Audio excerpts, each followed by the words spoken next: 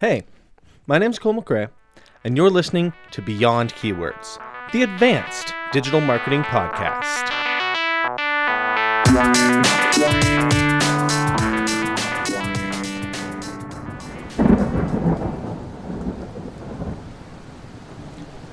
I drove up to the site.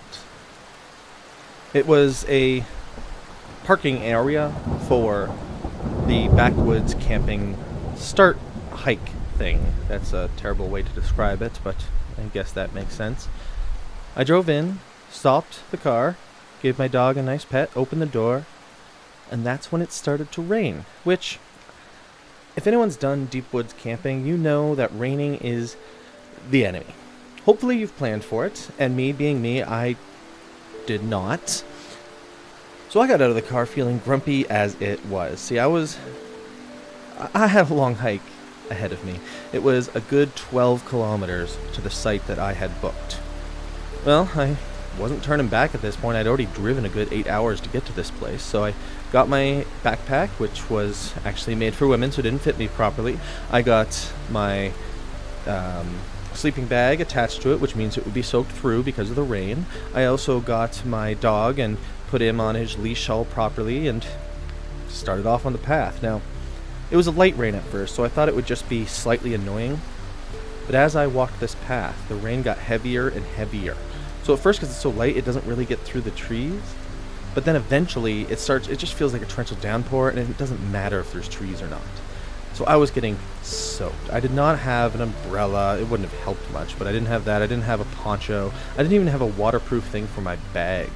I guess I could have found a way to put plastic over the bag or something, but I had so much stuff attached to it with, I don't even know what they're called, but I had a bunch of stuff attached to the bag, so I couldn't do that. So here I was, hiking this path to the deep woods campsite I had booked, knowing it was probably going to rain for quite some time, and I was completely and utterly ill-prepared.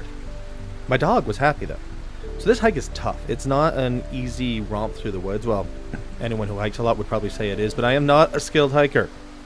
So I started down this path with my dog, getting soaked and annoyed, knowing I wasn't going to be able to sleep well because my tent's soaked with how I packed it because I'm an idiot. And that's when we had things like a roaring river with a freaking log over it.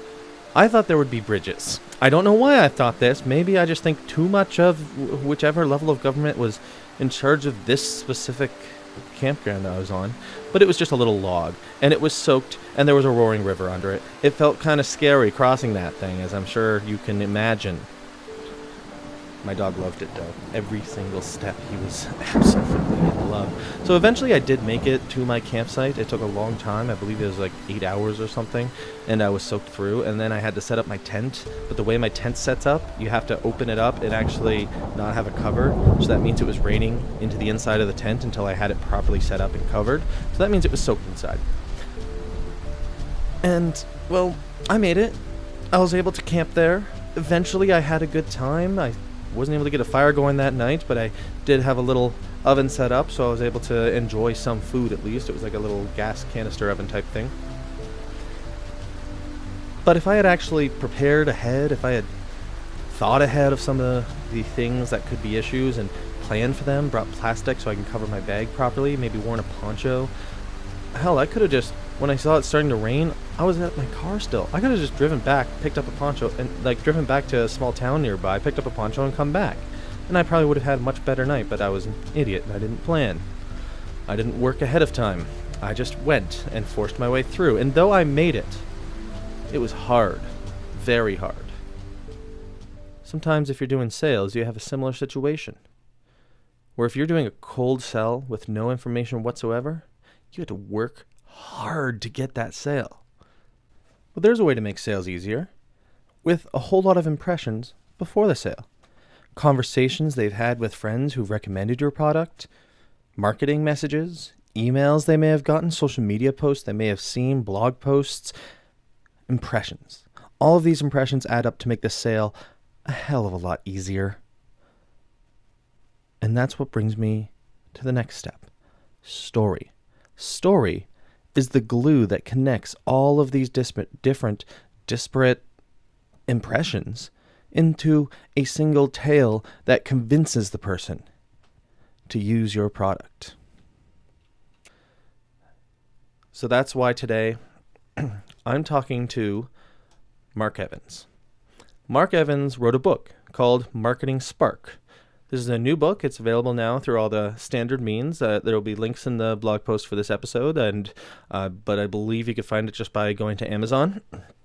And it's a workbook for startups that kind of is, I would describe it as a master's in marketing for entrepreneurs so that they can make sure that they're set up properly. I tell startups to set up the digital side. I tell them to set up your tracking, set up your remarketing, make sure you have an email collector. But all that only helps if you have a good story. The story is what gets you to the actual sale part. I want to talk about something interesting. Canadian Club. I actually used to do a podcast for my other website, Toronto Booze Hound, and I did a whole thing on Canadian Club. And one of the things I learned through my research was a really cool campaign they did, which was called the Hide a Case campaign. And what they did is they literally hid a case, 12 bottles of Canadian Club, in really adventurous places. This would be like on major mountains or on uninhabited islands and places where you really had to work for it. And then if you found it, the bottles were yours. Now, if you Google this campaign, this story is still being talked about today. Mainly because some of the cases still haven't been found, but also because it's a really cool story. It connects their brand to this idea of an adventurous spirit. And at the same time, people just really, it resonated with them. And that's why there's articles still talking about trying to find the last couple of cases, which could be out there absolutely anywhere. There's also amazing stories that were just built out of it. One of the cases was found because some hikers had a campfire going where they saw another campfire had been, so they built one. And eventually they realized that maybe they should dig there. I can't remember the exact reasons why, but they dug where their campsite was, and they found the case under where their fire had been the previous night. They had actually been complaining that night that they couldn't find any alcohol and were all out. It was very frustrating for them. And here it was, right below them the entire time. I'm sure there's plenty of others that were annoyed that didn't have booze, and they were sitting right above a case of Canadian Club. And that was in 1967 that this story was told. And yet here we are, talking about it now. Stories have legs. Stories can last for ages. Your metrics can't. I do want to make it extremely clear. Metrics are extremely important. I think measurement is one of the most important things you do. But it's not, stories are what's going to connect with your actual customer and make the metrics easier. Yeah, you could focus on improving your cost per conversion, but the story is what gives you that amazing low cost per conversion to begin with. Stories have built brands. Metrics have only supported them. And that's where I want to leave you kind of thinking while we get into an interview with Mark Evans. It's time for an interview. Mark, tell us a bit about yourself. Sure.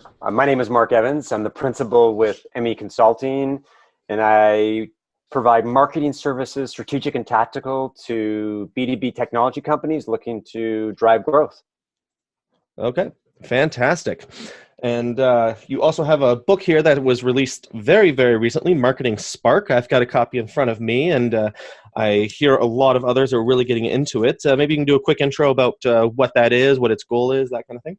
Sure. So Marketing Spark is a book that I released a couple of months ago, and it's designed to be a marketing playbook or workbook for entrepreneurs. So essentially, the book is divided into two parts. The first is around storytelling and the concept of story-driven marketing.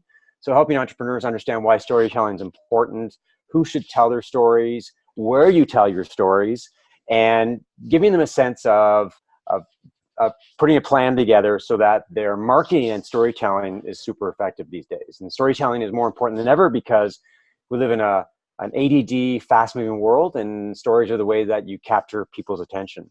And the second half of the book is about tactical execution. So it's one thing to tell an entrepreneur marketing is important, but many entrepreneurs don't know what to do. So the second part of the book provides them with worksheets and templates and illustrations and case studies and tools. And so it's almost a playbook that you can go out and say, I want to do an infographic. How do I do that? And here are some examples, and give me some case studies that I can look at, and makes marketing easy. And that's the biggest thing for entrepreneurs, is marketing has to be easy, because it's not something that they're experts in. And so if you're going to do it, it's got to be super simple. Yeah, and that's kind of an interesting point, that entrepreneurs are generally not experts in marketing. I'm sure many, of course, would disagree with that point. But I, from what I found, at least in my experience, marketers think they understand certain parts of it, but really are missing the point. So maybe we can talk a bit more about what entrepreneurs generally think marketing is and what the reality is more realistically. So it's a good point that you make about the fact that many entrepreneurs think they're marketers. And one of the biggest challenges in my business is that everybody thinks they're a marketer. Everybody thinks that because they can write a blog post or appear on social media, that means they're marketers. And the problem is that they're busy doing marketing, but there's no plan and there's no big picture thinking when it comes to, who am I going to target? Where are the best places to make that happen? Is my marketing working? And how am I going to make marketing work on a regular basis? And so as a marketer, those are the things we think about. We think about structure, we think about strategic plans, we think about roadmaps, we think about best practices when it comes to tactical execution. And that's more than simply tactics. It's really taking a step back and going, what kind of marketing am I going to do? And is it going to work? Yeah, definitely. And I think a good example is kind of right at the start of your book. I'm going to be focusing a bit on your book. I hope you don't mind that. At the very start, you bring up a few companies that I agree with you did do an absolutely fantastic job of storytelling, and I think that's kind of where you're pushing entrepreneurs to fully understand is the power of the story outside of just what they might be used to. Those companies are GoPro and Airbnb, so they both are unicorns, and both have stories that are very different than what most startups kind of go for. Most startups go for the standard startup myth and then talk about solutions the entire time, where those two don't really talk about solutions very much. Can you maybe go a bit more into that? Absolutely. So the reason that I talk about Airbnb and GoPro is that a lot of their marketing is focused on the customer and the experiences of using their product. So for example, if you think about Airbnb, by definition, Airbnb is an online service to book places to stay around the world. And it could be a castle or a boat or an apartment, but they never talk about that. Airbnb their marketing doesn't say, hey, we're an online service to book accommodation. What they talk about is the experience of travel, the people that you meet, the places that you go, the foods that you eat, the hosts that you interact with. And it's all about giving consumers the idea that this is what travel is like. So if you are traveling, you can imagine this is what it'd be like to use Airbnb. And if you're not traveling, it's something that you can aspire to, because part of marketing, part of the magic of marketing is giving people a sense of what could be. So it's you're not only aiming at your customers, but you're aiming at people who may not be your customers, but what do? Well, they talk about your brand, and that's the magic of marketing. That brings up a point that I'm going to want to get into in a little bit, the different types of stories, because you go into how there's the stories you tell versus the stories others tell, and get into depth on that. But first, I guess let's get more into the heart of the why. What is so powerful about storytelling versus any other marketing, especially marketing that a lot of us in the startup world are used to, direct marketing and performance-based marketing? What gives stories so much more power than that in general? So, I mean, let's take a step back here when it comes to storytelling. So I think that stories could be told in any medium. It can be direct, it could be social, it could be content marketing. If you really think about it, what storytelling is all about is writing things that are interesting for your target audiences. So if you're sending out direct mail, then what could make that piece of direct mail compelling or interesting or engaging? And those are little mini stories. So I think one of the things that entrepreneurs have to get their heads around is stories telling is not like traditional storytelling. I'm going to tell you a story with the hero and the journey and the end. It's actually about creating things that would be of interest to your audience. And so when I talk about story-driven marketing, what I'm doing is basically saying, think about the audience, think about your customers, think about your prospects, and what would engage or entertain or educate them. And then you can craft marketing that is about them rather than your product. And that's the essential part of marketing. So yeah, I like that point that it's about the customer and not about the product itself. And I think that message gets lost often, especially in early stage startups, which I think we're going to focus this conversation on for the most part. So let's kind of bring up an example. So we already did Airbnb, GoPro, because they're absolutely fantastic at that. But that's not really what their original story was when they first began. The original story most of these companies have when they first begin is the founder story, the founders' myths that have been told a lot. I think you bring up an example somewhere in this book. I'm trying to remember. I'm flipping through. Do you know off the top of your head which one it was? Yeah, so I talk a lot about founders myths. So when a company is just getting started, they have no customers, they have no brand.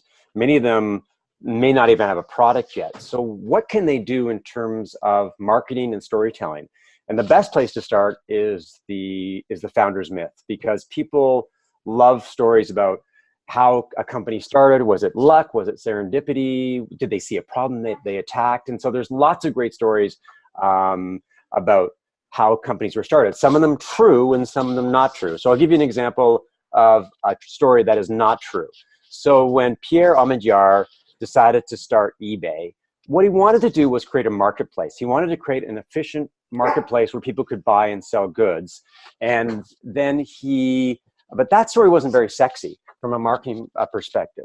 So rather than go to the media and say, here's why Pierre created eBay, she went to the media and crafted this story, which you've probably heard, about the fact that Pierre's girlfriend collected Pez dispensers. And there was no way on the internet that she could connect with other Pez owners. So he created eBay for his girlfriend. The fact of the matter is that story wasn't true at all. He really wanted to create a marketplace, but the myth of the story was written about by Entrepreneur Magazine, and then other publications followed suit. And so that story became the eBay story. The other story that is true is involving Richard Branson when it comes to Virgin Airlines. So Branson was going to the Virgin Islands to meet a young lady who later became his wife, and he got to his connecting destination and his flight was canceled. And Branson was disappointed, but being Branson, did he give up? No, he chartered a plane and then walked around the airport with a blackboard that said flights to the Virgin Islands, $39. And he sold out that plane. And then he thought to himself afterwards, there could be a business running a chartered airline, and that led to Virgin Airlines. It's a good story, and it's true.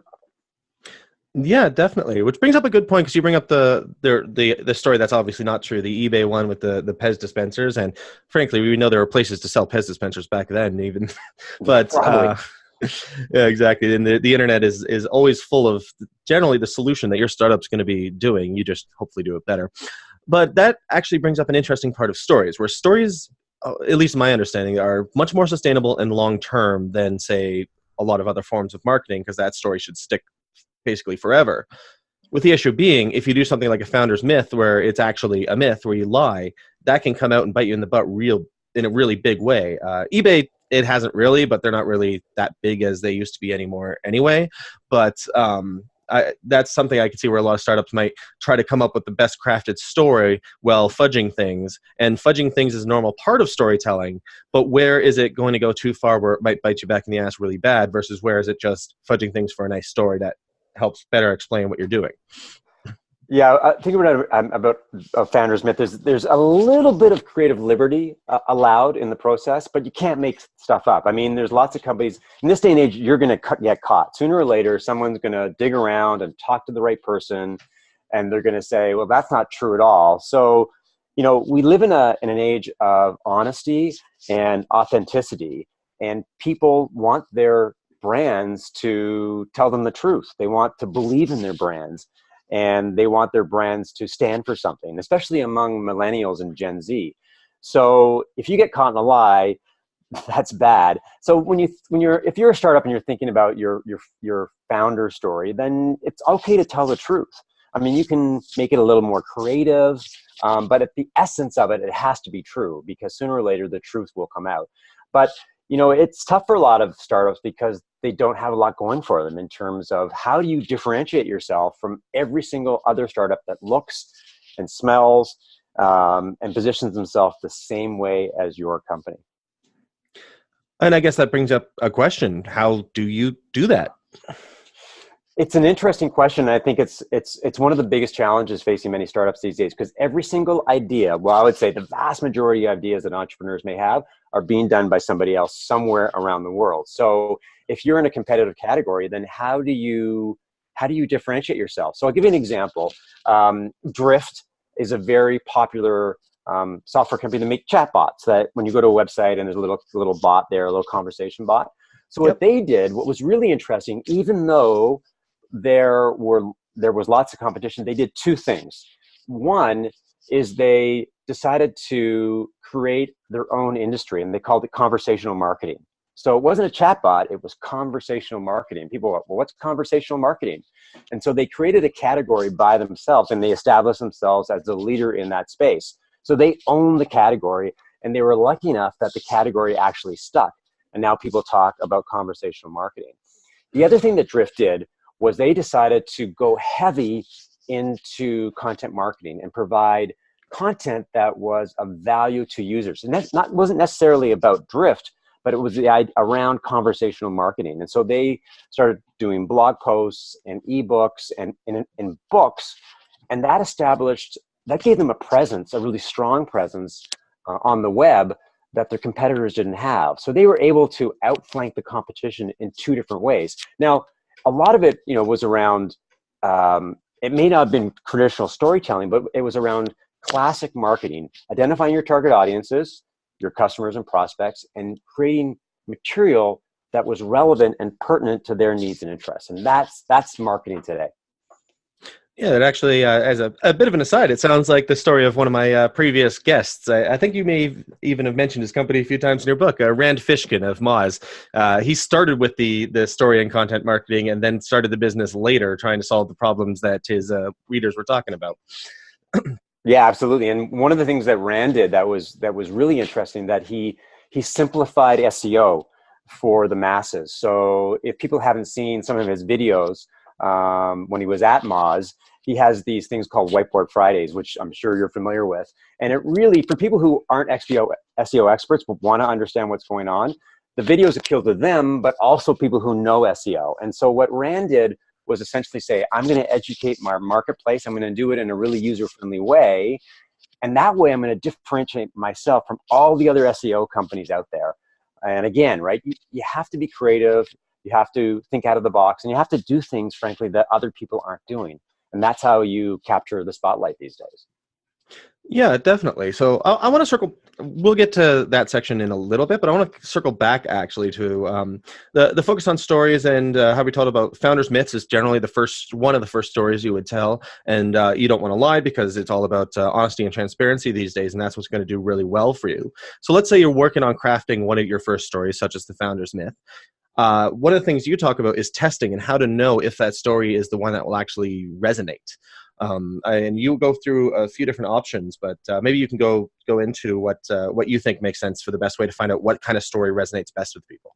So once you start with the founder's myth, then what you're trying to do is the other thing to think about when it comes to storytelling is messaging and brand positioning, and that's one of the keys to finding out whether people understand what you do, and whether they understand how you're different from everybody else.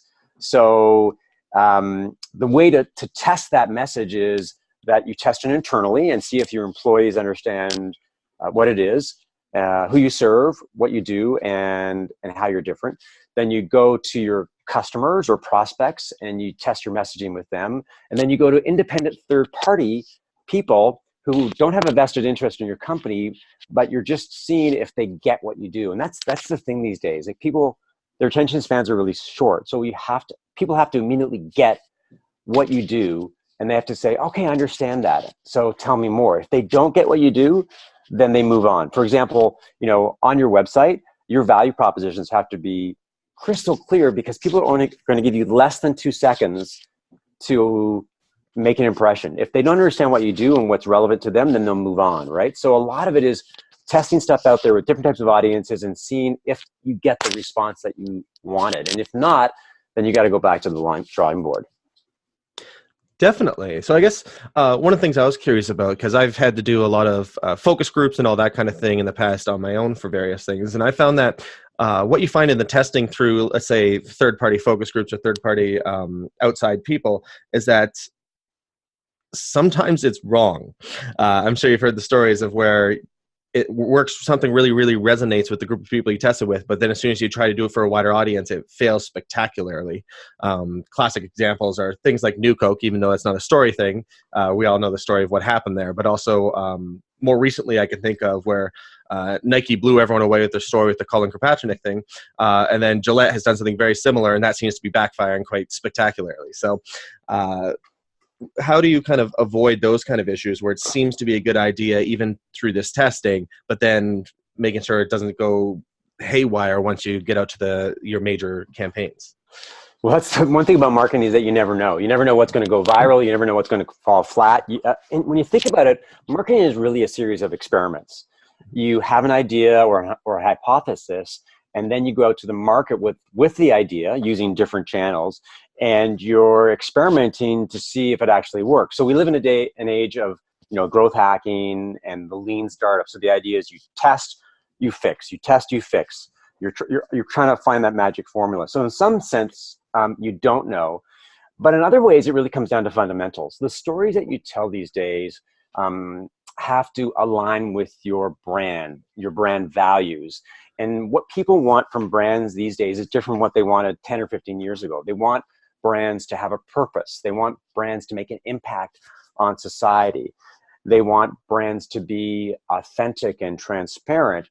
And so there's a lot of pressure on brands to not market in traditional ways. Like back in the day where you could broadcast to consumers and they would believe you because they had no way of researching or talking back to you. Well, those rules have changed.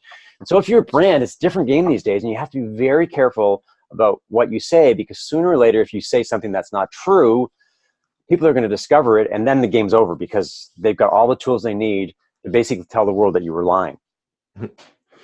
Yeah, which kind of brings up an interesting point, because stories, at least from my understanding, are very, very long-term strategies, and that while you can test parts of it through various testing methods and make changes and make sure, as long as you're being honest, you're probably going to be okay. It's not as easy to quickly test if the core idea is going to be effective or not. So I guess I don't know if there is a solution to that. It sounds like it's more we just have to keep on trying. But the core idea is something you should put the most work on then, in terms of what the feel and story of your brand should be. Yeah, I would say that's true. But I think one of the biggest mistakes that a lot of startups make is they don't know their customers well enough. In fact, when I do workshops with startup entrepreneurs, one of the questions I ask is, okay, how many people here talk to your customers? And a few people raise their hands. And then I say, well, how many people here talk to their customers on a regular basis? And almost no one raises their hands. And that's one of the biggest mistakes that an entrepreneur can make, because as an entrepreneur, you think, well, that customer bought my product. They're part of the team right now. I've already got them. I don't have to pay attention to them, because why would I? I've already spent the time and effort to get them. And the mistake they make is they don't know their customers well enough. So you don't know what your customers want. You don't know what they need. You don't know what their goals are, their aspirations, their dreams, all the things that would give you tremendous insight into who matters to you. They don't know. So when they come out with an advertising campaign or a content marketing campaign, then they get surprised when the reaction isn't what they thought, because you know what? They're operating in a vacuum. And that's the worst thing you can do as a marketer.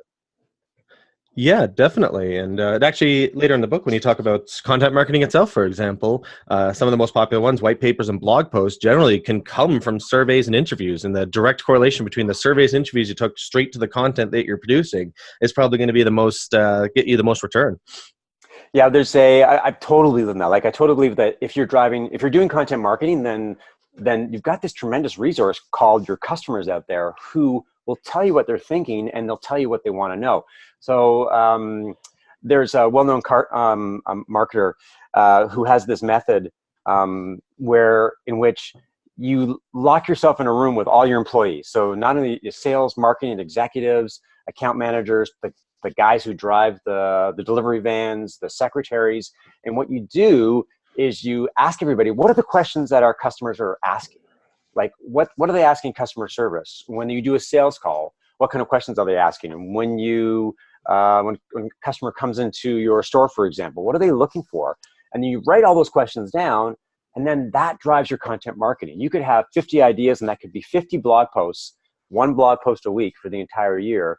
And that content is relevant, it's topical, it comes from your customers, and it's probably one of the most effective ways that you can actually drive your marketing forward. Yeah, definitely. So let's talk a bit about I'm really into the content marketing side that you really talk about, which, by the way, I don't like the term content. I prefer writing and producing things outside of that. Content just seems to generalize it too much. Yeah, it's like a bucket. Yeah. So I guess one of the interesting things is you mentioned adding drama and tension, because that's classic storytelling. That's what people like, is drama and tension in their stories. But drama and tension are generally something a company does not want. No one wants to draw tension with their company or how their stuff works. Could you maybe dive into that a bit more, especially in terms of the content you produce? Like, I'm just trying to imagine how to add tension to a case study. So one of the things, I mean, it's classic storytelling where you've got the hero, and you've got the journey that they go through and the struggles that they experience, and the success story. So a lot of that has to do, again, the customer and what their needs and interests are. So one of the ways that you can introduce drama and tension into a story is through the power of emotions.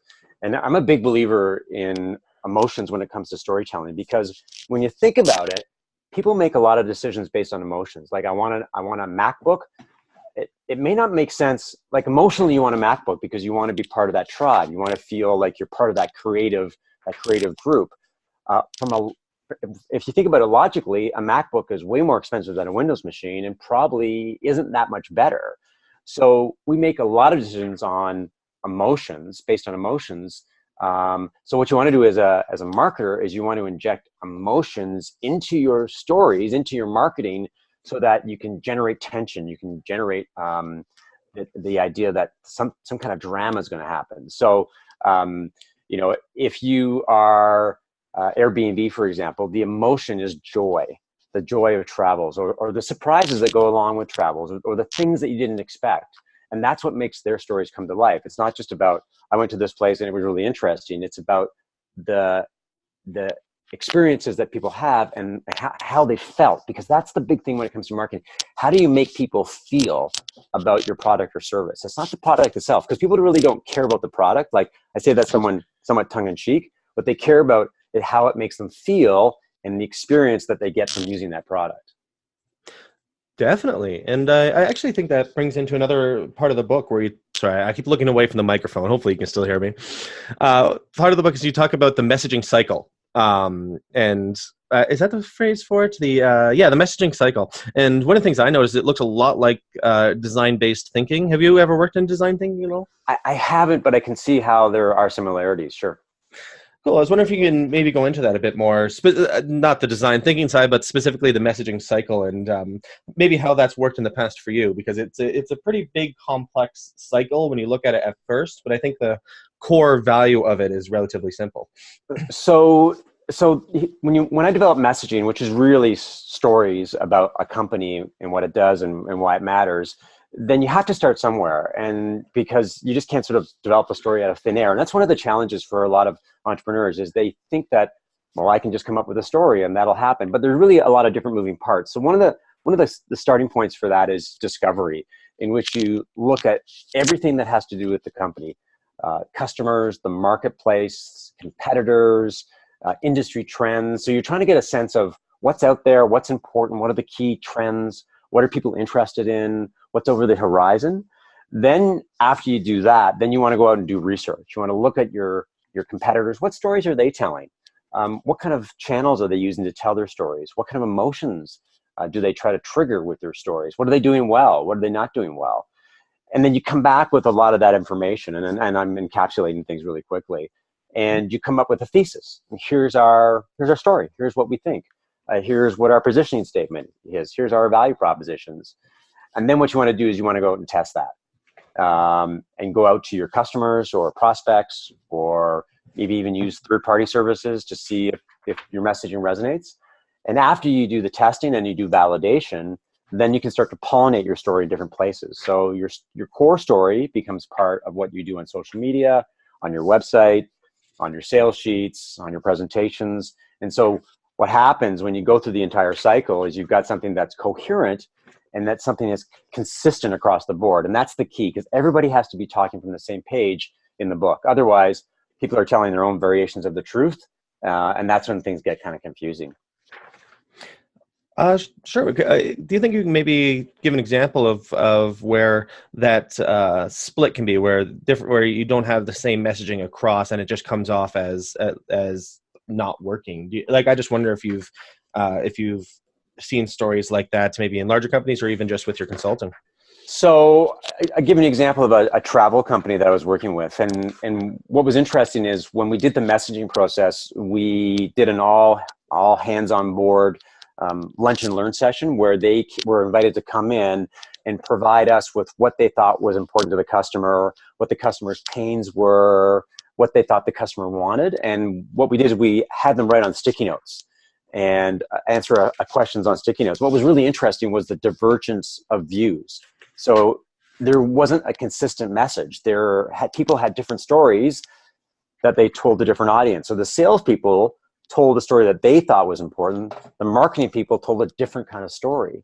And when you have misalignment like that, then it's hard to, then your customers get confused because they're reading something on your website, and when they talk to the sales guy, it's a different story. And when they read marketing collateral, it's a different story. And so one of the things about storytelling, one of the most important things about storytelling is you got to figure out what is the story.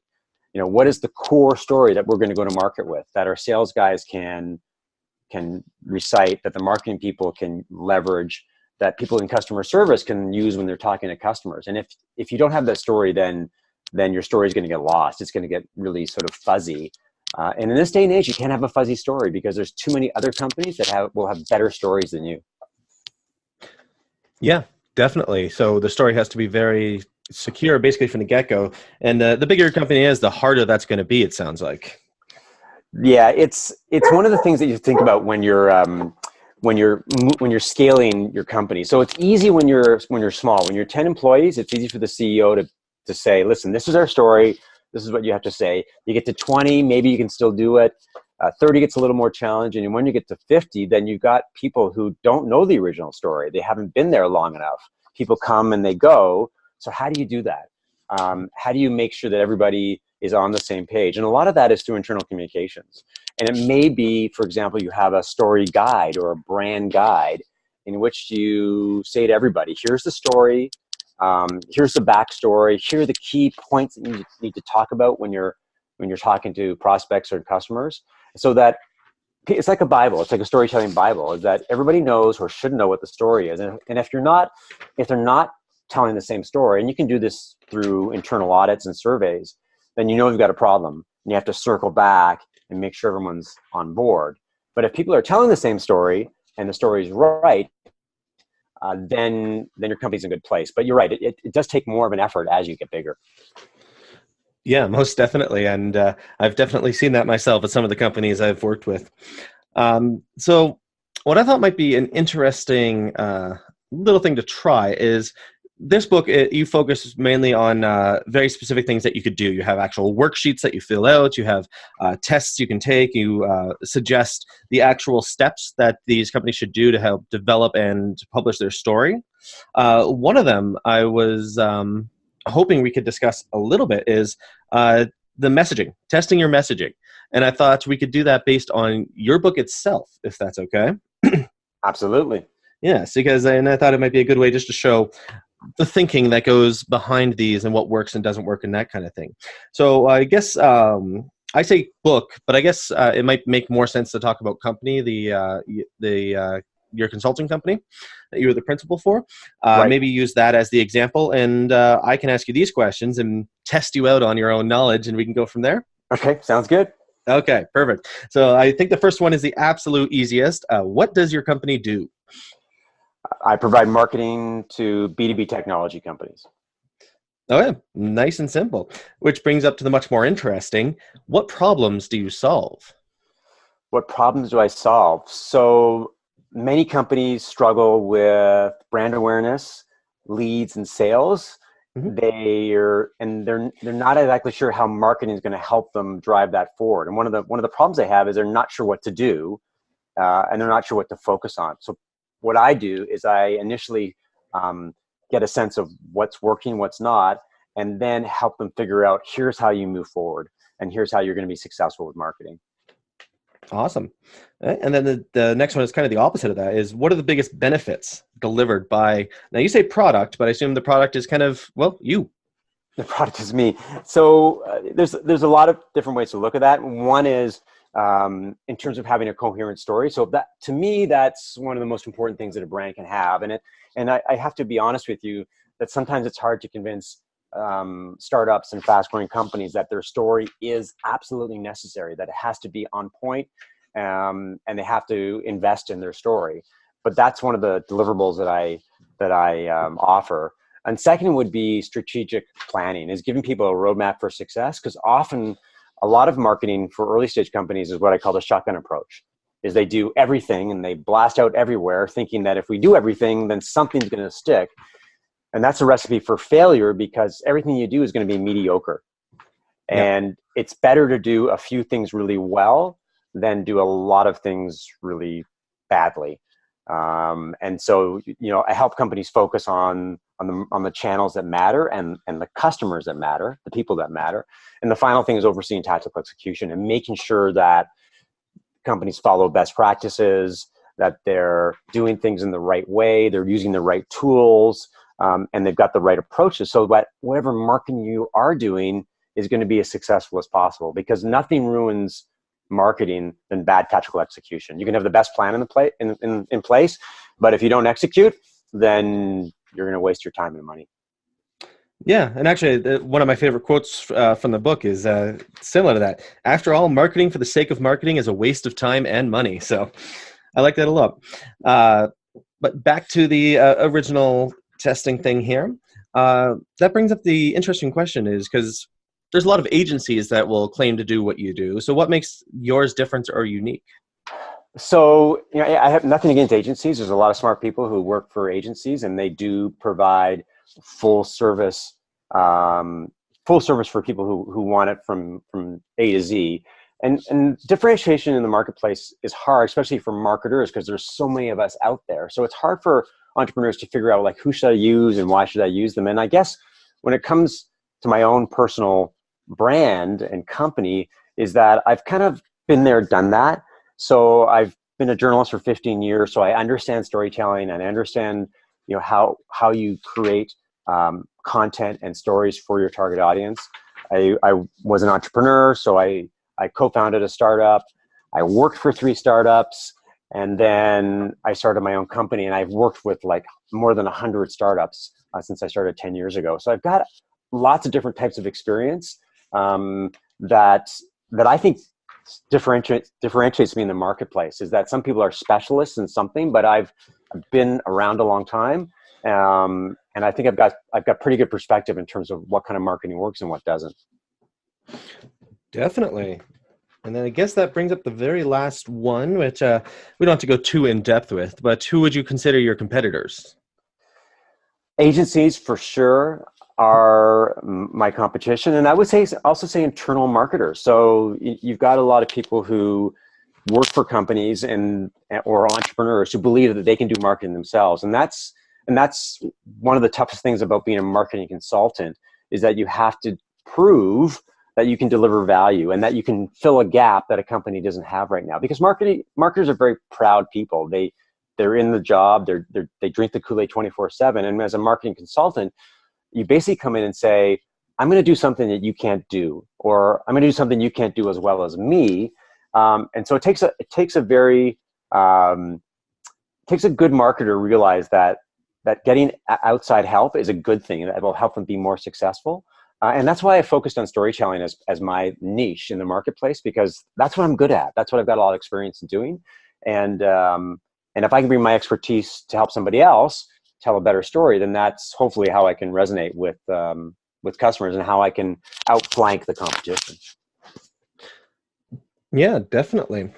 So the second half of your book, so the first half we've kind of discussed, I think, in pretty good depth, and it's going on why you should do storytelling, the power of stories, and some of the ways you can think about and work on those. But I think the second half of the book, is it officially part two? But it's when you Yeah. jump. Yep.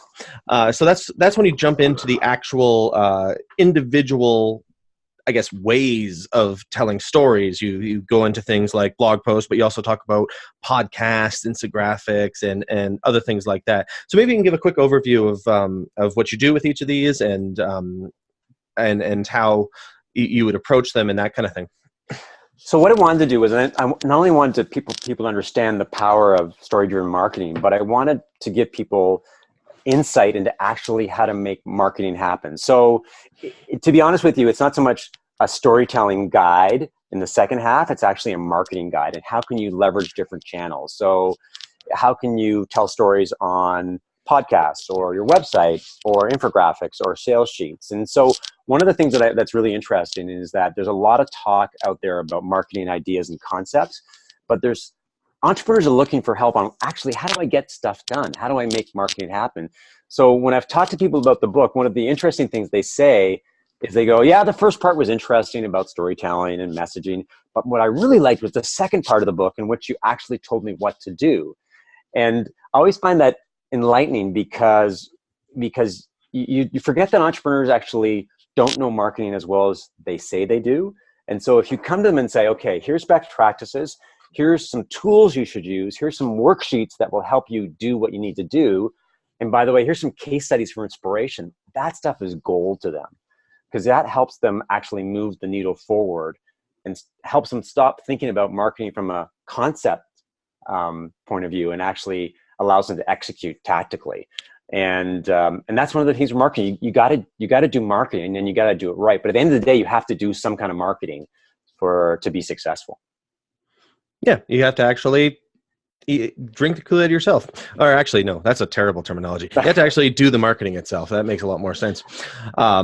I guess that's one of the things where I'm just so used to always doing it, especially working with smaller businesses, that the startups, they have experience in probably the product they've created, but very little in the actual tools, such as creating a podcast or doing AdWords.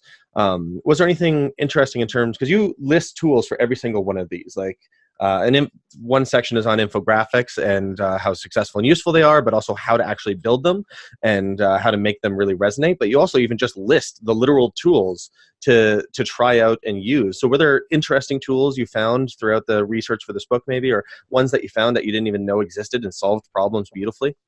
Well, it's one of the things I wanted to do with the second part of the books. I wanted to make it as user friendly as possible, which is why there's worksheets and there's lots of illustrations and there's templates that people can use, and there's tools, and there's so many tools. I don't know if I could get into specifics of a particular tool, but one of the things that a lot of entrepreneurs have when it comes to marketing and marketing tools is there's so many things to pick from. I mean, there's hundreds of tools to do just about anything. So how do you actually find the tools that work for you? So every chapter has 10 or 15 tools that will help you do different things, whether you're building a website or trying to write a blog post or create an infographic. And what I really wanted to do was simplify marketing and provide people with an easy way, a user-friendly way that they could actually do marketing.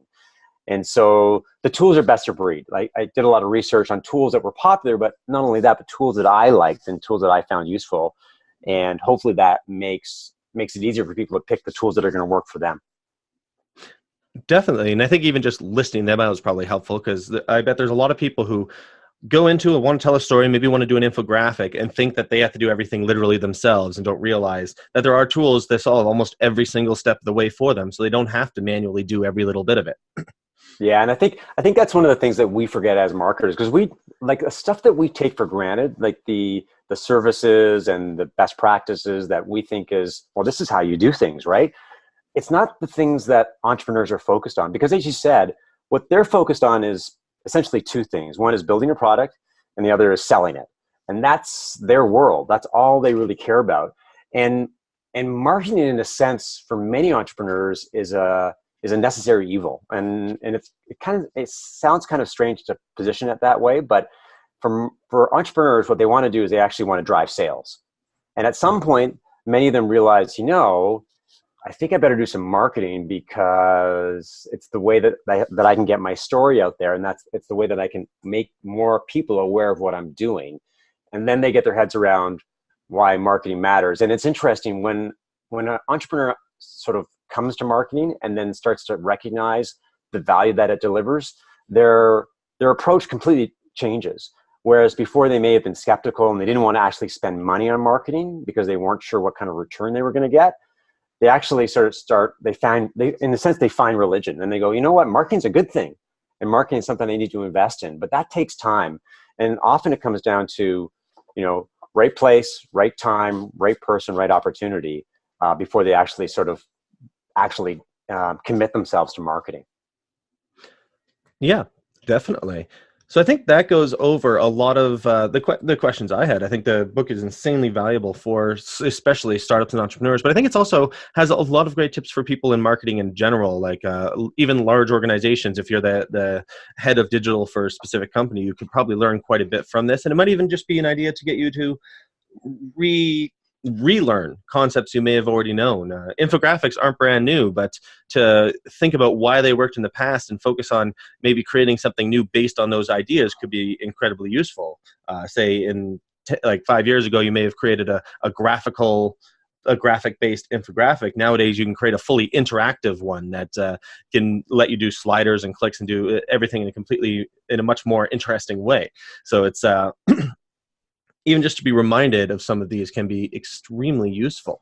Yeah, I mean, I'm really proud of the book. I mean, it's a different kind of marketing book because a lot of marketing books talk about concepts and ideas, and they're interesting, but at some point you get the idea. Like you're 25 pages in and you're 50 pages in, and you go, okay, I understand the concept here. But I wanted Marketing Spark to be a book that was more of a resource and more of a book that sat on your desk as opposed to collected dust on your shelf. And so there's tons of marketing books. And so if you're going to write a marketing book, then it better be different. And so it's a book designed for entrepreneurs to help them actually do marketing. And I think it's got a lot of value for if you're an early stage entrepreneur, or you're an experienced marketer, or you simply want to get a different perspective on how to do marketing. And the biggest challenge, to be honest with you, is just sort of building brand awareness and letting people know that it's out there, and then it's a book that they can get a lot of insight from, and that's hopefully one of the ways that your podcast can help me. I can do my best. Look at it. The way I think about it is that the book is more of it's a book it should have a whole bunch of writing in it. You should take a pen and you should be writing throughout notes and filling out the sheets and basically making it impossible to lend it to a friend because it's just filled with so many things that you're working on throughout. I like that, Nash. Can I take that as a marketing tool? Because that's a great testimonial. Because yeah, it is one of the books. It's like it's just designed to be a workbook. I think it's a book, but it's a workbook. It's something that you actually dive into and you use often, and gives you ideas and lots of inspiration, and hopefully get value from it. Yeah, and yes, you can obviously use that, it's also interesting. And the fact that it's a workbook means it has to be physical. This could not really be an ebook because of that. Sure, you could maybe say, open up an Excel sheet and then type all this in, but that doesn't work the same way as here's the actual sheet, start writing in it. Yeah, and it's one of the challenges I thought about doing an ebook version, and it just came down, it was just unworkable because there's just too many illustrations and too many worksheets and templates, and that I didn't think it translated well into an ebook. And maybe it's impacting sales because people read a lot of ebooks these days. But again, you just have to go with what you think is the right thing, and you have to, and like all marketing, it has to be positioned for your target audience and how they're going to get the most value out of it. And the thing is just to spread the word and to make people aware of it. And that's the interesting thing about writing a book, is that you never know how people are going to respond. And the response I've got from Marketing Spark has been really enthusiastic. People who read it like it because I think it is different, and it is a marketing guide. So I always appreciate the opportunity to put it into the spotlight. Yeah, definitely. And I just want to bring up one other quote that I absolutely loved from it. There were a bunch of quotes I wrote down here, but most of them we've gone over. One is you talk about that story is remembered 20 times more than fact, which people might think, oh, that means we should just lie all the time. But the reality is that no, it's just more about by adding the emotion and having a story, the actual number is almost irrelevant. That 22, does it really matter what that 22 is? Would it make any difference if it was 21 or 20? It's just the fact that it's more than statistics that matter. And I didn't memorize 22. I had to go check in the book and write it down. And so I just think that kind of encapsulates what the idea is, that the focus is on the story and not just the numbers. Because yeah, it's interesting because that was out of a Stanford study, and they found that people remember stories 22 times more than they remember facts and figures alone. And one of the interesting things that I talk about in some of my workshops and presentations is that, Donald Trump is out there basically saying that facts don't matter. And while it's kind of a funny way of positioning storytelling, is that, the facts are the facts. And if you're a company and you're telling people facts about your product and features and prices, and that stuff's important, but it's not going to get people excited. It's not going to get people to remember your product. It's certainly not going to get people to share your product with other people. But if you tell them a story or you relate an experience or something really interesting, what are they going to do? Like, what do people do when they see a really good infographic or a video? They share it and they tell their friends. And that's the power of storytelling, is that it makes an impact, and as important, it turns your customers into marketers. And that's the most powerful marketing you could have, is when your customers actually start to advocate for your product or service. Yeah, well, and that's getting into NPS, basically. You want to shoot for that super high NPS, and that's why companies suddenly discovered the importance of it. Yes, exactly. There's lots of different ways that you can activate your customers, and if you can get them to do it for you, then you've got a low cost marketing channel that is probably more powerful and more authentic than the marketing that you do yourself. Well, that's, I guess, a final thing we could leave people with is that I remember, I think you talk about this in the book, is you can spend $5,000 on a single thing that you just put a really, really, really fantastic story in, and it explodes into a multi-billion-dollar business. That one being Dollar Shave Club, with that amazing YouTube video they created that they spent, I believe, $5,000, and it just absolutely blew up for them because of the story resonating with people. Yeah, that's the classic example. I mean, think about that company was nowhere. They were just another interesting startup trying to convince people to buy razor blades online. And they had this quirky, different kind of video that told a great story, and it exploded. And all of a sudden, they started getting orders. They started getting coverage, and then people started ordering. One thing led to another. They raised $1 million in venture capital, and then subsequently, they got bought for $1 billion by Unilever, right? And you could argue that the ROI on that story, that YouTube video, was enormous. And so, if you're an entrepreneur and you don't believe in the power of storytelling, then all you have to do is look at Dollar Shave Club, and that'll make you understand, make you realize that storytelling is powerful. And as I say in the book, companies that tell stories win, and companies that don't tell stories will lose. Mm-hmm. When was the last story you heard from IBM? I can't remember. That's the problem. I can't remember the last story I heard from IBM, but I can remember lots of different stories from other companies. But that's the big thing, is that as companies get bigger, you just have to continue to tell stories. Like, a great example of a storytelling brand is Cisco. They make internet routers, and how boring is that? I mean, they're valuable, right? But they tell great stories, and they personalize their brand, and that's the way that they stay memorable in people's minds. And that's one of the biggest challenges for any company, is you not only have to start telling stories, but you have to keep on telling stories and do it in creative, interesting, compelling ways. And if you can do that, then your marketing is going to be very successful. And if you stop telling stories, then people are going to forget you. Yep, most definitely. And there's a whole big list of companies that we don't remember that just really sucked at telling stories, even if they had an amazing product. Yeah. The best product often doesn't win. Yeah, and that's a part that can make you sad somewhat, but also just realize the importance of the story, that there have been products out there that were way better than the popular product today, but they just didn't tell the story properly, so it got nowhere. Yeah, and that's the thing about marketing, is marketing's important.